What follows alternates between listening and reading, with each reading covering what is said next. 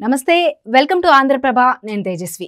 పొత్తులు కష్టపడి కుదిర్చాను మూడు పార్టీల మధ్య 2014 నాటి బంధాన్ని పునరుద్ధరించానని చెప్పుకుంటున్న జనసేన అధినేత పవన్ కళ్యాణ్కి ఈ పొత్తుల వల్ల ఏం జరిగింది ఏమిటి అన్న చర్చ మొదలైంది ఈ పొత్తుల వల్ల పవన్కు ఇచ్చే సీట్లు అంతకంతకు తగ్గిపోతున్నాయని అంటున్నారు గత నెల 24న చంద్రబాబు పవన్ కూర్చొని విడుదల చేసిన తొలి జాబితా ప్రకారం చూస్తే జనసేనకు 24 అసెంబ్లీ సీట్లు 3 ఎంపీ సీట్లు దక్కాయి తాజాగా ఆయనకు 21 అసెంబ్లీ సీట్లు 2 ఎంపీ సీట్లు ఖరారయ్యాయి దీంతో పొత్తు కోసం మళ్లీ పవన్ కళ్యాణ్ వెనక్కి తగ్గారని చెబుతున్నారు మరి పొత్తు వల్ల పవన్ కు కలిగే లాభం ఏంటి ఈ మధ్య ఢిల్లీ వెళ్లి బీజేపీతో పొత్తు కుదుర్చుకున్న సమయంలో జనసేన ఎంపీ సీట్లలో ఒకటి తగ్గిందని ప్రచారం సాగింది అది నిజమే అని కూడా అంటున్నారు అనకాపల్లి ఎంపీ సీటుని జనసేన వదులుకుంది అని చెబుతున్నారు ఇక తాజాగా చూస్తే కేంద్ర మంత్రి గజేంద్ర సింగ్ షెకావత్ ఉండవల్లిలోని చంద్రబాబు నివాసంలో గంటల తరబడి చర్చలు సాగించిన నేపథ్యంలో అమాంతం బీజేపీ అసెంబ్లీ సీట్లు పెరిగిపోయాయని అంటున్నారు ఢిల్లీలో పొత్తుల వేళ జరిగిన ప్రచారం మేరకు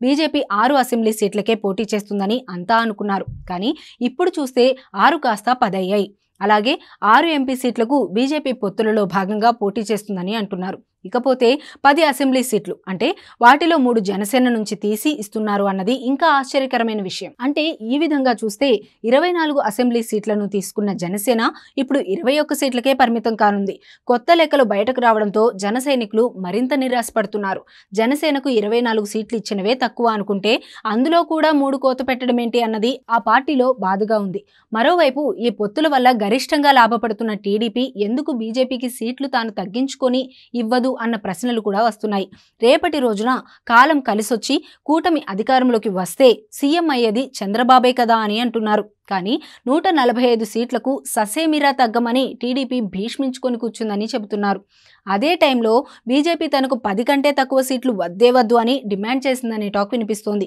ఈ రెండు పార్టీల మధ్యలో సీట్లు పోగొట్టుకుంటూ కూడా పొత్తుని నిలబెడుతోంది మాత్రం జనసేనే మొత్తం మీద జనసేన లేటెస్ట్ నంబర్ 21 అని అంటున్నారు ఈ సీట్ల పితలాటకం ఇంకా ఇలాగే సాగితే జనసేన మరిన్ని సీట్లు కోల్పోవాల్సి వస్తుందేమోనని కూడా జన సైనికుల్లో టెన్షన్ ఉంది